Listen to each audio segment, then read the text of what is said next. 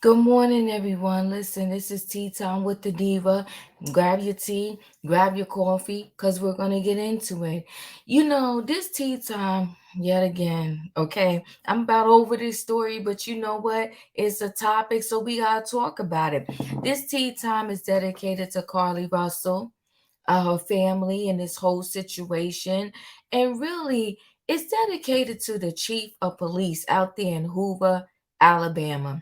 A lot of times we black out, we lose our mind, and we go crazy when someone has handled a situation wrong, especially when the police department in any given state has handled a situation in a wrong way. Well, today, I want to say, you know what? We got to give it up to the Hoover Police Department and to the chief of police. Because one thing we can say for sure in this case, they handled it well. Yes, they did. With grace, mercy, class, okay? You got to give it up to them. And I really want to give it up to them because there are a lot of states, towns, areas where sometimes the police be wilding out over the smallest little thing, especially when it comes to the people of color in the community. But this I know for sure, that police department, because listen, when somebody does something for years, they almost know right away that something in the water ain't clean, that one and one is not equaling two, that the math is not adding up. And I believe that the police department out there in Hoover, they knew sooner than later that Carlee Russell's story wasn't adding up.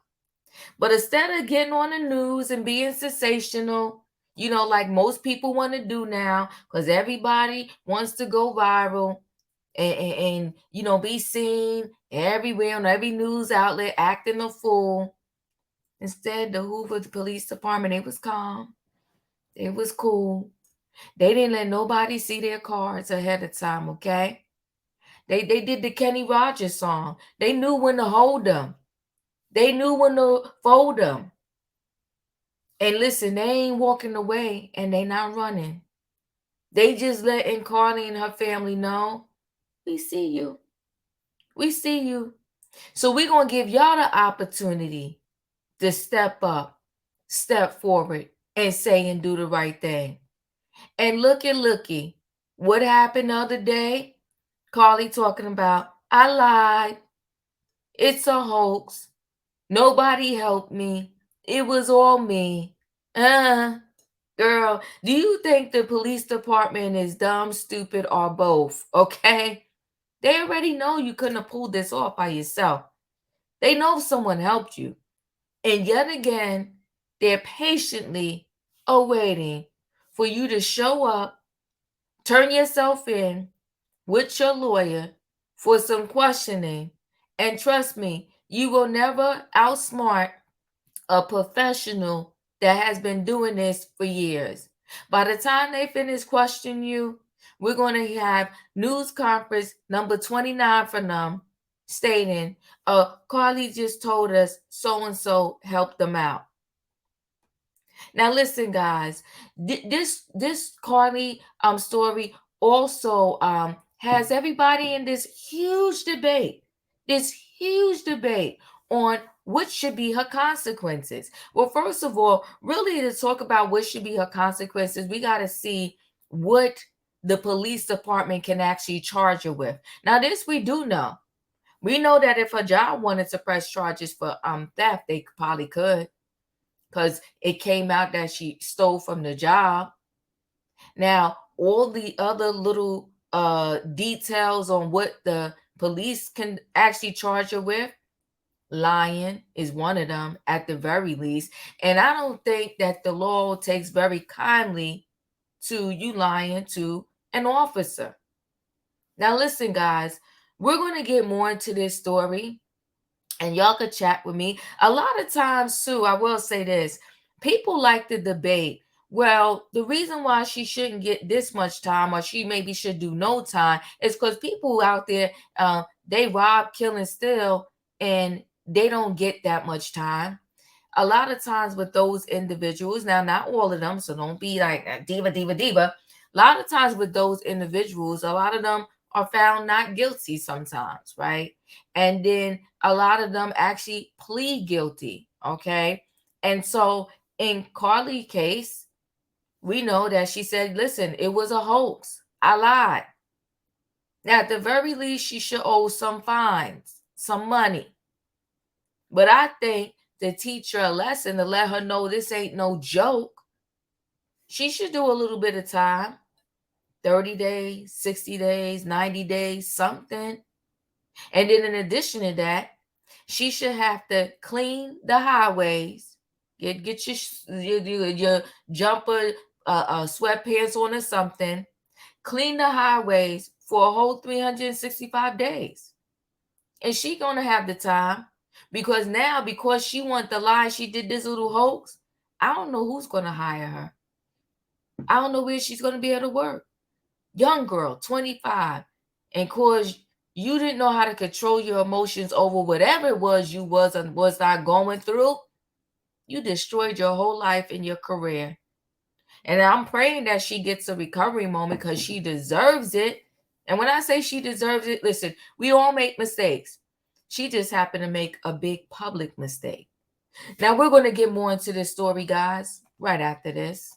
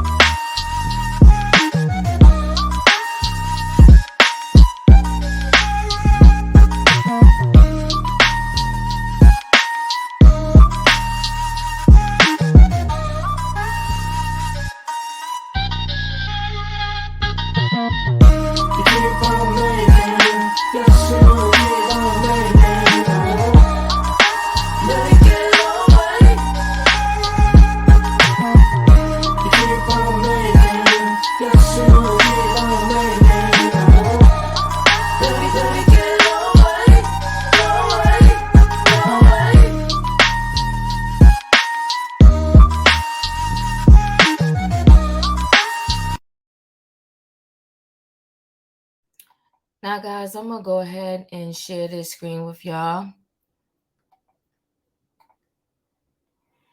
So, Carlee Russell admits to making up kidnapping story, apologizes to the community.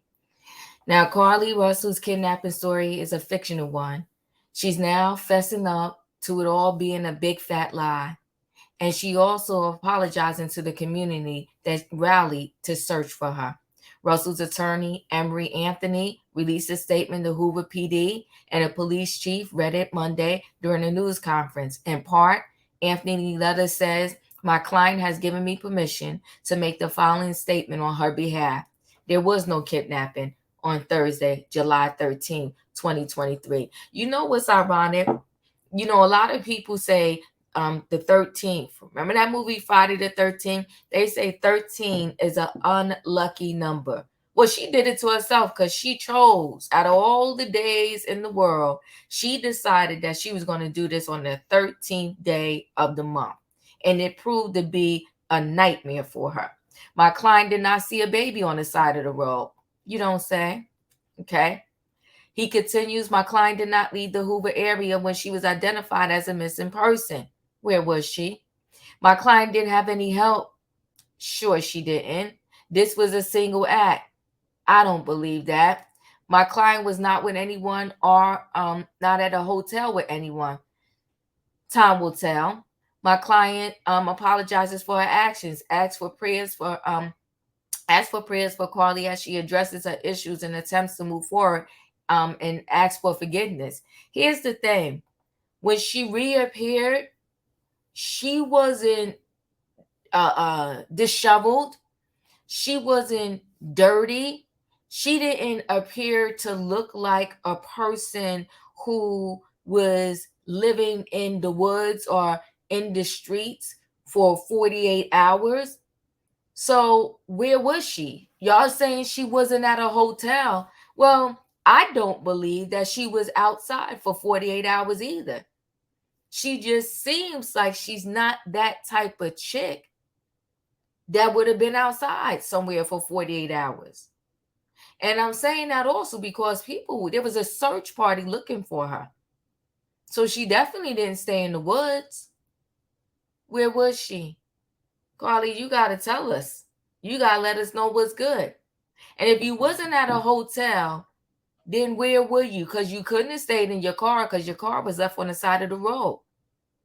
And I'm almost positive if she was out and about, like trying to just run and hide, someone would have seen her. Because the people now, the average everyday people, they like street detectives. They be like, you look like that girl everybody's looking for.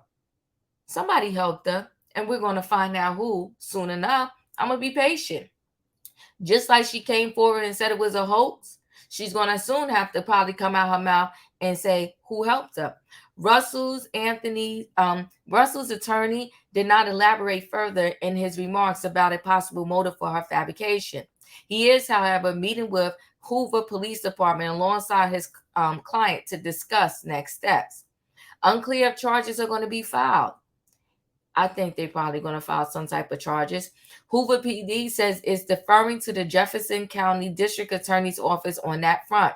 Presumably, she could face serious punishment for this. A lot of money and resources went into the 48-hour-long search. As we reported, this saga has been questioned from the get-go. Some felt the facts of the case weren't adding up as the information started to seep out, especially when Carlee turned up out of nowhere on Saturday night with her family insisting she had been abducted. Okay. The police also had its doubts, saying last week they were unable to confirm her kidnapping story, or that Tyler was spotted on the side of a highway. There were a lot of other clues they said they stumbled upon, like suspicious searches for things like Amber Alerts in the movie Taken. Now the truth is out. We'll see if she's held accountable in a court of law.